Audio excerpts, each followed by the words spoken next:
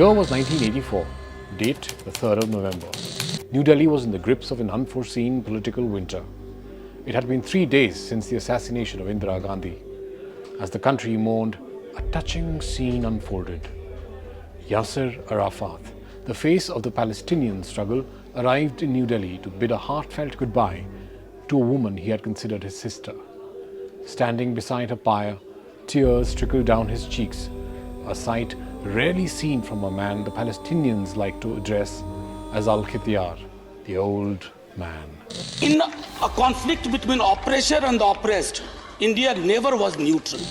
We are very clear on Palestine. We support, sir, a two-state solution. Bharat आपका बहुत पुराना सहयोगी है. On 7th October, Hamas, the Palestinian terror group that controls the Gaza Strip, launched a string of attacks on Israeli territory. Israel retaliated with airstrikes.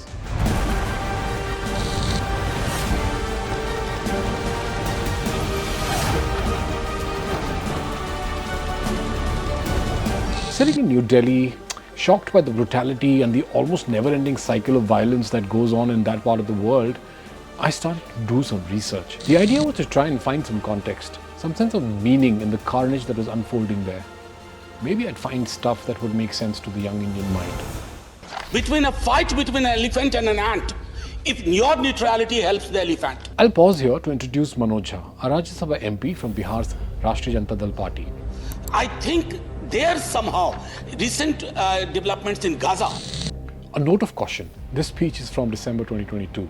I only found it relevant because that is the sentiment that many Indians have been expressing very often, especially now that a war is on in full swing. Now, Jha was criticizing several facets of PM Modi's foreign policy in a winter session discussion in Rajya Sabha back then. I also found it relevant because many Indians believe New Delhi only started embracing Tel Aviv after 2014, and by extension, it had ignored its very old ties with the Palestinians. We'll come to that in a bit.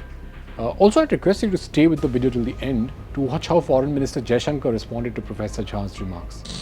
He is free to hold that opinion. Our story begins in a world freshly recovering from World War II. Our leaders, Nehru and Gandhi, had a soft spot for both Jewish and Palestinian causes. Yet, the idea of states carved out on religious lines didn't sit well with them. In fact, as the latest round of violence broke out, many news reports in India began quoting this one line from Mahatma Gandhi. It's from an essay published on 26 November 1938 in the Harijan magazine. Several letters have been received by me asking me to declare my views about the Arab-Jew question in Palestine and the persecution of the Jews in Germany, Gandhi wrote.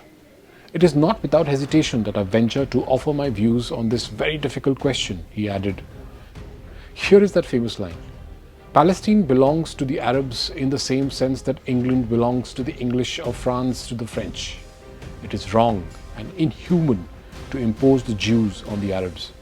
This one sentence, you could probably argue, kind of defines India's long-standing view on the Arab-Jew question as Gandhi himself described it. Now let me show you something controversial from the same essay. This one here is that one line that many popular Gandhi critics frequently quote on Indian talk shows and podcasts. The Jews can settle in Palestine only by the goodwill of the Arabs, Gandhi wrote.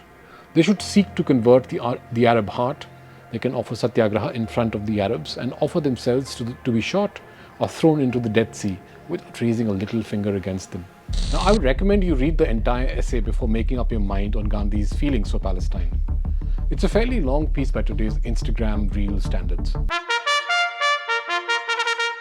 India had gained independence when the plan to partition Palestine reached the United Nations. India, aligning with the Arab nations, voted no. And when Israel sought membership at the UN, it was a no from India again.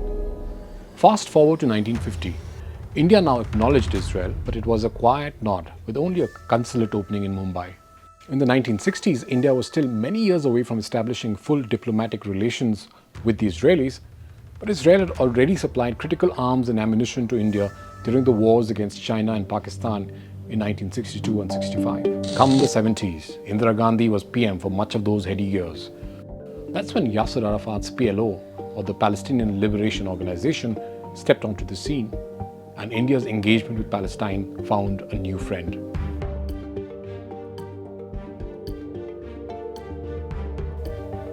As the 80s rolled in, the Gandhis continued to fan the flames of friendship with Palestine.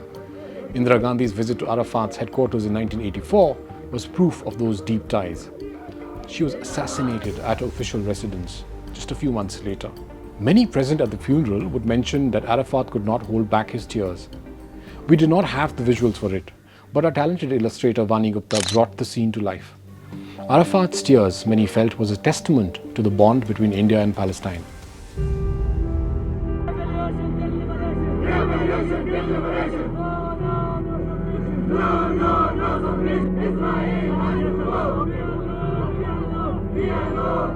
The 90s ushered in a breeze of change. The end of the Cold War, the shifting sands in West Asia, and the BJP's emergence on the home front nudged India towards a new dawn in its Israel relations. During the Kargil War, remember Atal Bihari Vajpayee was the PM back then, Israel sent in timely aid in arms and ammunition yet again. Fast forward to the Modi era. The dance of diplomacy takes a modern twist. Modi's historic visit to Israel, skipping the customary halt at Palestine, stirred the pot. Leklam anisemia mayod lehiat po. My friend Prime Minister Narendra Modi, welcome to Israel. Aapka suhagat hai, mere dost. Pleasure to have you here. So in Washington, 1 year ago, it's a pleasure to see you here again. You're welcome. Minister of Communication. Welcome, sir. We like you so much. He's speaking about you all the time. Thank you. So happy to have you in Israel. The Ahmadi. Muhammad Sharif, the head of the Ahmadiyya Muslim community. Oh, We want to thank you. Yes, we want to thank you. You help our community in India. Thank you very much. You are very close to Ahmadiyya. Yes, we know that you help. Thank you. You make history in India. Great. Thank you. Thank you. National Security Advisor. Welcome to Israel. And I'm welcome also Mr. Duval. You are in touch with him. Of course. Adib Dua. It's good to see you again. I'm glad that this day came to fruition, and you have something to do with it. Thank you. Hello. How are you? Modi skipped Palestine on this visit, but he was at Ramallah just a few months later, dehyphenating Israel and Palestine, experts said, but maintaining the old ties. Bharat आपका बहुत पुराना सहयोगी है। भारत फिलिस्तीनी के शांतिपूर्ण माहौल में शीघ्र एक संप्रभु स्वतंत्र देश बनने की आशा करता है। हमारा मानना है कि अंततः फिलिस्तीन के प्रश्न का स्थायी जवाब ऐसी वार्ता और समझ में ही निहित है जिसके जरिए शांतिपूर्ण सह अस्तित्व का मार्ग मिल सके। केवल गहन कूटनीति और दूरदर्शिता से ही हिंसा के चक्र और इतिहास के बोझ से मुक्ति पाई जा सकती है। हम जानते हैं कि यह आसान नहीं है। 5 years later, Hamas attacked Israel just as Saudi Arabia and Israel, backed by the US, were said to be just inches away from a historic peace deal. An agreement some were already dubbing as the deal of the century. India would be hoping to reap the dividends of the newfound peace in the region as well.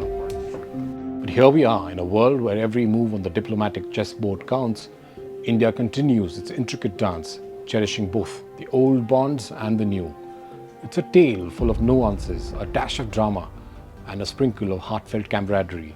If you like this video, don't forget to share and subscribe to India Today. Feel free to share your views as well.